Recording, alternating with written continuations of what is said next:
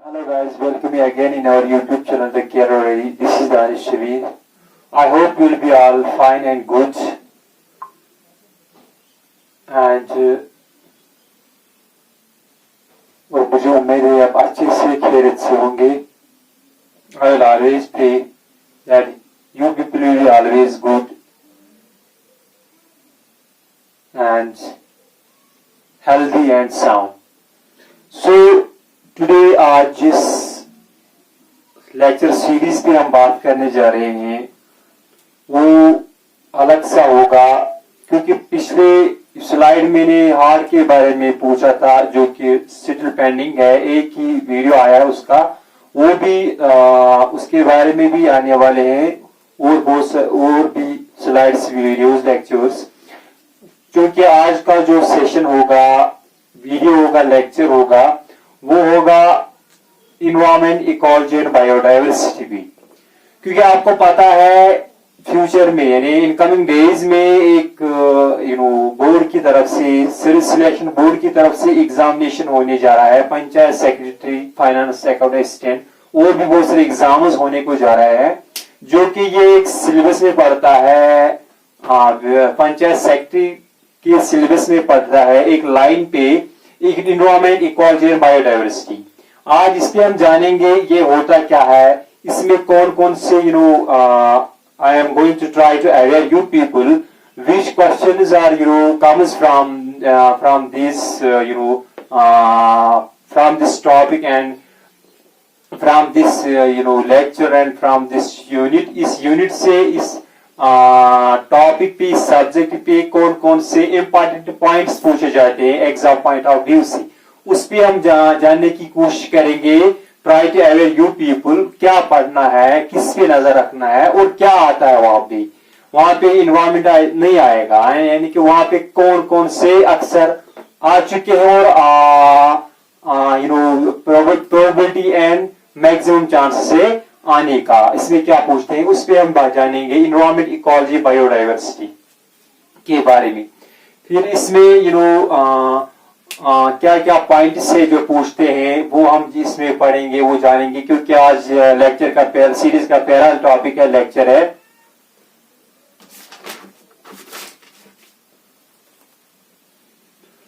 क्योंकि इसमें इन्वायरमेंट, इसमें हम इन्वायरमेंट पढ़ेंगे, जनरल इन्वायरमेंट, जो इसमें हम जनरल इन्वायरमेंट के बारे में जानेंगे.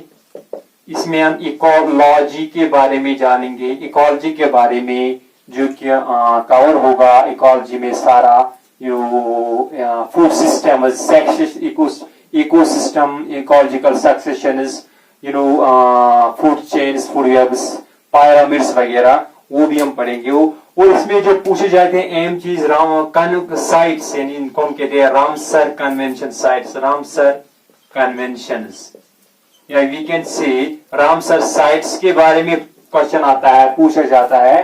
रामसर साइट्स क्या होता है और कौन को कब ये कन्वेंशंस हुए हैं, और इसके बारे में पूछा जाता है. और इसके और जीआई टैग के बारे में, जीआई टैग्स के बारे में, जो कि बहुत ही इंपॉर्टेंट है, इसके बारे में क्वेश्चन पूछा जाता है. जियोग्राफिकल इंडिकेशंस के बारे में, टोपोग्राफिकल इंडिकेशंस के बारे में, किन किन प्रोडक्ट्स को जीआई टैग के लिस्ट में है, यानी किन किन प्रोडक्ट्स को जीआई टैग मिला है, जो एनलिस्टेड है, टाइटल्ड है, उनके बारे में पूछा जाता है. कौन कौन से प्रोडक्ट, J&K में कौन से प्रोडक्ट्स है, और अदर स्टेट्स में वो भी हम देखेंगे कौन कौन अदर स्टेट्स में मेन प्रोडक्ट्स है जिसकी बहुत सिग्निफिकेंस है इंटरनेशनल लेवल पे, नेशनल लेवल पे. और इसमें नेशनल पार्क्स के बारे में पूछा जाता है. इतना ही नहीं, ऑल्दो ये सिलेबस में एक ही लाइन में लिखा है, लेकिन इसमें नेशनल पार्क्स में बारे में पूछा जाता है. इसमें बायोस्फीयर रिजर्व के बारे में पूछा जाता है. बायोस्फीयर रिजर्व के बारे में जो हमें पढ़ना है, इसमें सेंचुरीज के बारे में पूछा जाता है. सेंचुरीज, बहुत सारे सेंचुरीज के बारे में पूछा जाता है जो पढ़ लो. इसमें प्रोजेक्ट्स, वाइल्ड लाइफ प्रोजेक्ट्स, यानी projects related to wild life, projects के बारे में पूछा जाता है. कब कौन कौन सा प्रोजेक्ट आया है, ये प्रोजेक्ट क्यों बनाया गया है, ये इसकी इंपॉर्टेंस क्या है. Projects related to wild life, related to wild life. यानी ये चीजें हमें पढ़ने हैं, इनमें से क्वेश्चंस आते हैं। सो पे ये एक सुपरफिशियल लेक्चर होगा आपको, ताकि आप अवेयर हो जाए क्या क्या आते हैं एग्जाम पॉइंट ऑफ व्यू में। सो ये चीजें हमें पढ़ने हैं। आज हम इसी के रिगार्डिंग पढ़ेंगे जियोटेक्स और एनवायरमेंट के बारे में। ठीक है, एनवायरमेंट क्या होता है हमें पता है। इन्विरॉन, ये फ्रेंच वर्ड से निकला है, इन्विरोनर। इन्विरोनर इसको हम कहते हैं इन्विरोनर, यानी फ्रेंच वर्ड है, इसका मतलब है encircle.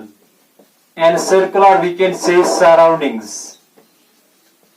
Surroundings environment French word है। एनवायरमेंट क्या है? एनवायरमेंट अगर हम बात करें, the sum of physical, chemical, biological components which surrounds one's living organism. जो भी प्रकृतियां है इसमें प्रकृतियां इस नेचर को कहते हैं। प्रकृतियां खाली प्रकृतियां की को ही नहीं कहते हम एनवायरमेंट, पर इनके चीजों को भी कहते हैं हम इस एनवायरमेंट में। सभी जो हम सराउंड्स करते हैं उसको एनवायरमेंट कहते हैं। वन सराउंडिंग्स इसको एनवायरमेंट कहते हैं। One surroundings that is environment, या we can say sum of physical, biological, chemical components, or we can say factors, components of an organisms, of an individual or organism, which affects the life of an organism. वो सारे components, हमें इस environment के structure के बारे में भी पढ़ना है। इस स्ट्रक्चर के environment क्या होता है, और याद रखिए जो भी components, sum of all physical, इसको हम कहते हैं sum of all physical, chemical, biological सारा components, factors of one is organism, जो इसके सराउंडिंग्स में है, इर्द गिर्द में है, which affects the life of an organism, जो एक ऑर्गेनिज्म के लाइफ पे अफेक्ट करता हो उसको हम एनवायरमेंट कहते हैं। ये सारे जो चीज इसमें पढ़ते हैं, चाहे वो केमिकल कंपोनेंट्स हो, चाहे वो गैसियस कंपोनेंट्स हो, चाहे वो फिजिकल कंपोनेंट हो, चाहे वो बायोलॉजिकल कंपोनेंट हो। अगर फिजिकल कंपोनेंट्स की बात करें, इसमें बहुत सारे आते हैं। मैं एक एग्जांपल आपको यहाँ पे देने जा रहा हूँ, समझा रहा हूँ। Which affect is the life of an organism. Affect बोले तो सनलाइट की बात करें, सनलाइट अगर ना हो तो प्लांट्स फोटोसिंथेसिस नहीं करेगा, यानी ये यूनिवर्स नहीं चलेगा। ये सनलाइट अफेक्ट करते हैं किस पे? प्लांट्स पे, क्योंकि इनको फूड प्रिपेयर करना होता है। Without solar energy, without sun energy, food can't be synthesised. So light जरूरी है फूड सिंथेसिस करने के लिए। इतना ही नहीं, लाइट जरूरी है हर लिविंग ऑर्गेनिज्म के लिए। सो इसी तरह बहुत सारे गैसेस कंपोनेंट्स है, अगर कार्बन डाइऑक्साइड ना हो इफेक्ट डालता है लिविंग ऑर्गेनिज्म पे। इसकी एक खास कंसेंट्रेशन होनी चाहिए एनवायरमेंट में, ताकि एक जियोथर्मल एनर्जी या टेम्परेचर जिसको हम कहते हैं, एक सुइटेबल ऑप्टिमम टेम्परेचर बरकरार रहे, जिसपे सारा ऑर्गेनिज्म जिंदा रहे। क्योंकि अगर कार्बन डाइऑक्साइड की कंसेंट्रेशन ज्यादा होगी, ग्लोबल वार्मिंग होगी, बहुत सारे कॉन्सिक्वेंसेस, नेगेटिव कॉन्सिक्वेंसेस का सामना करना फिर होगा। सो ये एनवायरमेंट हम कहते हैं। एनवायरमेंट में बहुत सारे चीज आते हैं, place, people, nature, things of an individual in his surroundings, in his surroundings। ठीक है, इसमें प्लेस जगह की बात करें, लोग कहते हैं नेचर, प्रकृतियां जिसको हम कहते हैं, प्रकृति के चीजों को, चाहे वो बायोटिक हो, अबायोटिक हो, लिविंग सिस्टम हो, नॉन लिविंग थिंग्स हो, चीजें हो, चाहे वो नॉन लिविंग थिंग्स हो, चाहे वो लिविंग थिंग्स हो, इस सारा को हम एनवायरमेंट कहते हैं। सो एनवायरमेंट, ये यूनाइटेड नेशन एनवायरमेंट प्रोग्राम हुआ है, जिसमें इसमें एनवायरमेंट डे साइन किया गया है। हम मनाएंगे एनवायरमेंट डे, ताकि अवेयर करें लोगों को एनवायरमेंट कितना जरूरी है, कितना कंसर्न है एनवायरमेंट को प्रोटेक्ट करना, और हमारे लिए कितना जरूरी है। हमारे लिए नहीं बल्कि सारे इस यूनिवर्स के लिए सारे ऑर्गेनिजम्स के लिए, चाहे माइक्रोस्कोपिक हो मैक्रोस्कोपिक हो, जरूरी है, चाहे कि जो भी लिविंग ऑर्गेनिज्म है। सो यूनाइटेड नेशंस इन्वायरमेंट प्रोग्राम में ये 5 जून जो है, 5 जून जो असाइन किया गया है world environment day. World environment day कब माना जाता है? 5 जून है वर्ल्ड इन्वायरमेंट डे। इसको हम कहते हैं, इसको हम कहते हैं यूनाइटेड इंटरनेशनल यूनाइटेड डे, या वर्ल्ड इन्वायरमेंट डे भी, global United nation environmental day भी हम इसको कहते हैं, जिसमें बहुत सारे लोग पार्टिसिपेट करते हैं, कंट्रीज पार्टिसिपेट करते हैं।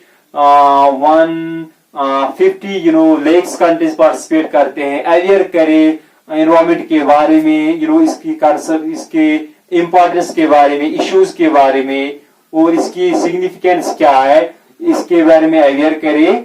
सो जो कि एक प्रोग्राम में असाइन किया गया है वर्ल्ड इन्वायरमेंट डे। हम वर्ल्ड इन्वायरमेंट डे मनाएंगे, इसको हम कहते हैं यूएनईपी, जो कि फर्स्ट कॉन्फ्रेंस थी सिटोल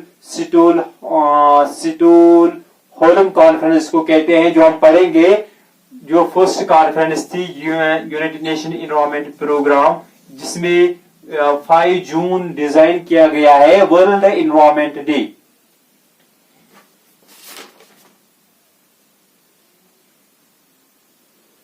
यानी यूनाइटेड नेशन जनरल असेंबली ने 5 जून को वर्ल्ड इन्वायरमेंट डे करार दिया गया है। United nation general environment day यानी ग्लोबल वर्ल्ड इन्वायरमेंट डे, इसको करार दिया गया है एक कन्वेंशन में, एक प्रोग्राम में, जिसको हम यूएनईपी कहते हैं। सो 1973 से ये मनाया जाता है, डिजाइन किया गया है वर्ल्ड इन्वायरमेंट डे 5 जून। सो ये इन्वायरमेंट, क्योंकि इन्वायरमेंट में दो चीजें, एक होता है नेचुरल, दूसरा होता है ह्यूमन इन्वायरमेंट। सो इसमें दो चीजें, एक होता है नेचुरल इन्वायरमेंट। नेचुरल में आपको पता है, अगर मैं आपको हेलो, यहाँ पे इन्वायरमेंट में दो चीजें हैं, एक होता है नेचुरल इन्वायरमेंट, दूसरा होता है मैन मेड इन्वायरमेंट। ठीक है। सो नेचुरल की बात करें तो नेचुरल की बात करें, प्रकृतियां जो है, इसको जिसमें आते हैं नेचुरल इन्वायरमेंट, जिसमें दो चीजें आते हैं, एक होते हैं बायोटिक कंपोनेंट्स, दूसरा होता है abiotic components. Man made environment की बात करें, जो हम खुद बनाते हैं इन्वायरमेंट, जो which is constructed by human being, जिसको मैन इन्वायरमेंट के। नेचुरल, चाहे नेचुरल जो ऑलरेडी जिसका ऑरिजिन नेचुरल होगा, which having natural origin.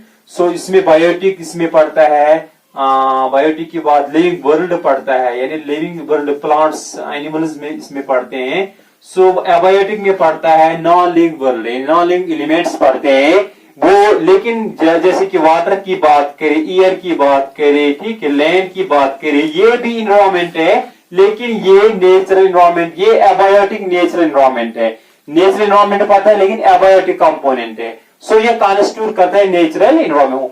Man made की बात करें, जो जिसमें which is created by human, जिसमें एक्टिविटीज हम करते हैं, जैसे कि कोई हाउस कंस्ट्रक्ट करते हैं, इसमें हम मिट्टी वगैरह लाते हैं, फिर बहुत से रॉ मटेरियल्स यूज करते हैं, ये मैन मेड, फिर हाउस कंस्ट्रक्ट करते हैं, ये मैन मेड इन्वायरमेंट है। या कोई गार्डन हम बनाएंगे, मैन इन्वायरमेंट है। या कोई भी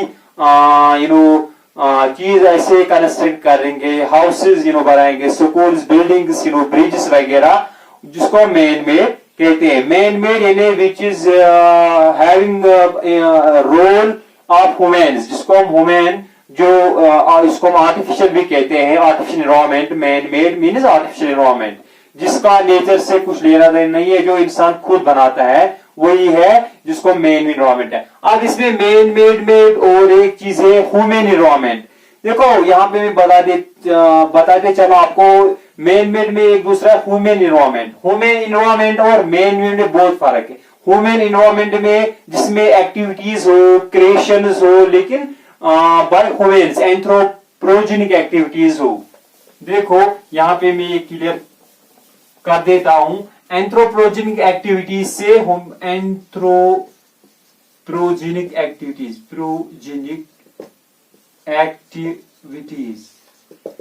एंथ्रोपोजेनिक एक्टिविटीज यानी जिसमें ह्यूमन का रोल हो, ह्यूमन खुद बनाए स्कूल, बिल्डिंग कंस्ट्रक्ट करे, जो भी चीजें वो कंस्ट्रक्ट करे, इंस्टीट्यूशंस है, कोई भी बिल्डिंग्स जिसको हम ह्यूमन मेन मेड के आर्टिफिशियल। दूसरा human environment which are connected with the emotions of human beings, which are connected with the values of people, उसको ह्यूमन एनवायरमेंट कहते हैं।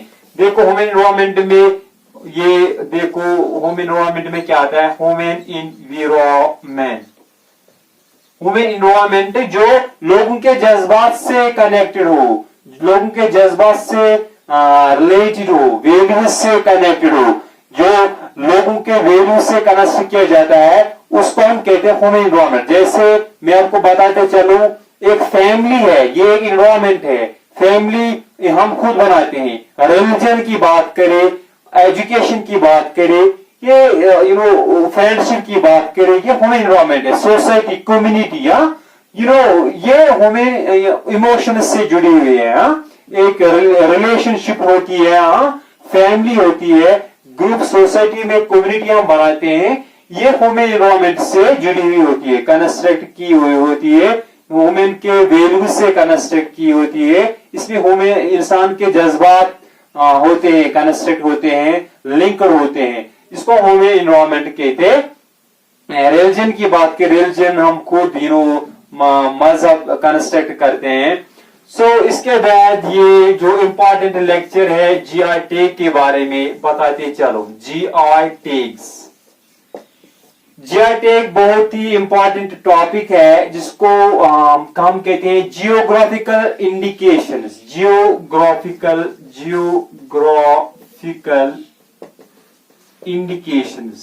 इंडिकेशंस और साइन, जियोग्राफिकल इंडिकेशंस और sign, SORGN, sign. GI tags, GI tag होता है किसी खास चीजों को जीआई टैग मिलता होता है by the authority, administration, government agency, by the एक proper we can say authority की तरफ से, कमिटी की तरफ से, उसकी due to their speciality, due to their you can say quality की बदौलत से उसका ऑरिजिन देखा जाता है, उसकी स्पेशलिटी देखी जाती है। इसका ऑरिजिन क्या है, इसका टेस्ट के बारे में, इसकी बहुत सारी चीजें देखे जाते हैं। जियोग्राफिकल ऑरिजिन क्या है, इसकी क्वालिटी के बिना पर उसको जीआई टैग मिलता होता है, दिया जाता है जीआई टैग। बहुत सारे प्रोडक्ट्स को J&K में जीआई टैग मिला है, जो अंडर एक्ट आता है, जिसको हम कहते हैं protection act, prevention protection act, जिसको हम कहते हैं जीआई टैग में। रजिस्ट्रेशन, जिसको हम कहते हैं registration and protection act, sorry, registration and protection act 1999 में एडमिनिस्ट्रेट हुआ है ये इंडिया में। It is administered in India 1999 act के तहत दिया जाता है टैग। इसको हम कहते हैं registration and prevention act, protection act. ये एक प्रॉपर्टी राइट होता है, आप ये एक इंडस्ट्रियल राइट होता है, इंडस्ट्रियल प्रोडक्ट्स को इंडस्ट्रियल राइट होता है। ये प्रॉपर्टी राइट होता है ताकि प्रोटेक्शन ऑफ इंडस्ट्रियल प्रॉपर्टी को प्रोटेक्ट करे। पेरिस कन्वेंशन में ये दिया गया है, अंडर पेरिस कन्वेंशन में आता है ये, वो हम पढ़ेंगे। ये जीआई टैग जो कि आता है एक कन्वेंशन में, बीएमआई में पढ़ने, एनवायरमेंटल कन्वेंशन, बहुत सारे इंटरनेशनल एजेंसीज ने, कंट्रीज ने कन्वेंशन बनाए हैं, कॉन्फ्रेंस किए हैं, मीटिंग्स किए हैं बहुत चीजों पे एनवायरमेंट के बारे में।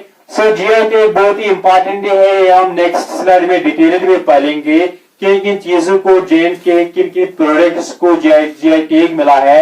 हाल ही में एनलिस्टेड है इसका अप्रूवल बनने जा रहा है गच्ची मशरूम, मोरल मशरूम जिसको हम कहते हैं, जो कि 10th नंबर पे आते हैं। जेएनके में सिर्फ 9th प्रोडक्ट्स है जिनको जीआई टैग मिला है।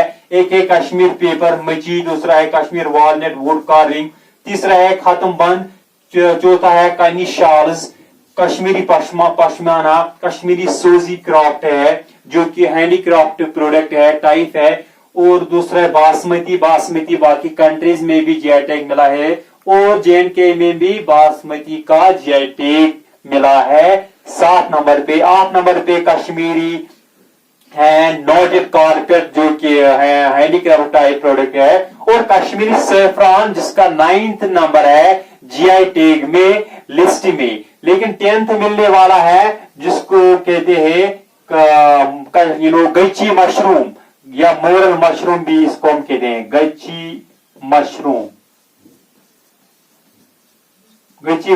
जिसको जो कि जीआई टैग लिस्ट में है। So GI tag is nothing, ये एक इंडिकेशन होता है, geographical indication science that is used on products due to their speciality, due to their quality and due to their geographical origin. इसका क्या है, कहाँ का इसका ऑरिजिन है, वो due to their geographical origin यानी टोपोग्राफी अर्थली ऑरिजिन मद्देनजर रखते हुए इसका जीआई टैग दिया जाता है।